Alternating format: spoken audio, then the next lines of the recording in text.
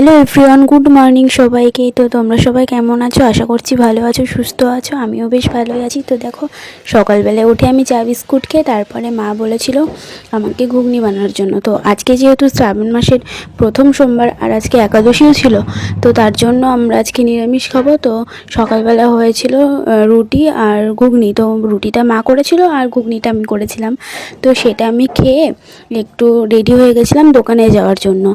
তো দোকানে গেছিলাম টুকিটাকি কিছু জিনিস কেনার জন্য। মেন গেছিলাম ব্যাংকে, তো ব্যাংকে থেকে তারপরে গেছিলাম দোকানে।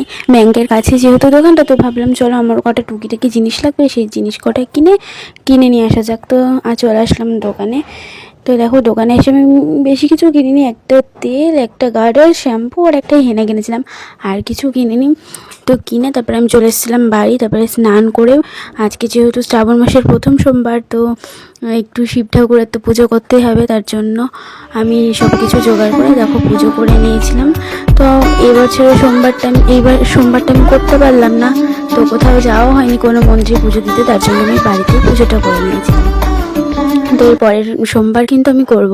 তো তারপর আমি চলে এসেছিলাম ছাদে। কটা জামা কাপড় মেলে দেওয়া ছিল, সেগুলো তোলার জন্য। আর প্রচুর পরিমাণে মেঘ করেছিল, এর জন্য আমি জামা কাপড়গুলো তুলে এবার যাচ্ছি নিচে। তো দেখো, আমাদের বাড়ির চারিপাশটা কিন্তু পুকুরের জল আর সবুজ সবুজ সবুজ, ছাদ থেকে দেখতে কিন্তু খুব সুন্দর লাগে। তো দেখো, তারপর আমি চলে এসেছি নিচে যেহেতু মেঘ করেছে, এর জন্য ওপরের জামা কাপড় তুলে তারপরে নিচে জামা কাপড় আছে ওইগুলো তুলবো। তারপরে কালকে রাত্রে আমি বানিয়েছিলাম আমড়ার আচার। তো আমড়ার আচারটা বানিয়েছিলাম, সেটাও রোদে দিয়েছিলাম, তার জন্য সেটাও তুলে নিলাম। তো এই আচারটা দেখে তোমাদের কার কার জিভে জল আসছে কমেন্ট করে কিন্তু জানাবে। তো আমড়ার আচারটা আমি বানিয়েছি বলে বলছি না যে খেতে টেস্ট হয়েছে, আমার মা সবাই খেয়েছিল, তো সবাই বলছে খুব সুন্দর হয়েছে। তারপর দেখো, এদিকে আমার দাদা নিয়ে এসেছিলো শক্তিগড়ের ল্যাংচা। ওর ডিউটি ছিল, ওখান থেকে শক্তিগড়ের ল্যাংচা নিয়ে এসছে মামা ভাগ্নের দোকানে। তো ল্যাংচাটা খেতে কিন্তু বেশ ভালোই ছিল। আর এদিকে অরিকে বলছিলাম, ও মিষ্টি খেতে পছন্দ করে না, তো বললাম কাকা নিয়ে এসছে, তাহলে তুই খাবি? বললো হ্যাঁ খাবো। তার জন্য ওকে একটা খাইয়ে দিলাম আর আমিও একটা খেয়ে নিলাম। তো খেতে বেশ ভালোই ছিল। আর আমি এদিকে খাচ্ছি আর ও আমাকে হাসাচ্ছে। হ্যালো ফ্রেন্ডস, তো তোমরা সবাই যখন দেখেছিলে, একটু আগেই দেখলে যে আমি অনেক জামা কাপড় কেচেছিলাম। তো ওগুলো কেচে একটু আগে ছাদ থেকে তুলে নিয়ে আসলাম। তারপর আমি একটু শুয়েছিলাম। তো ঘুম থেকে উঠে তো এখন বিছানার মধ্যে চাদরটা পাতবো, আর যে সমস্ত জামাগুলো কেচে দিয়েছিলাম ওগুলো ভাঁজ করে নেবো।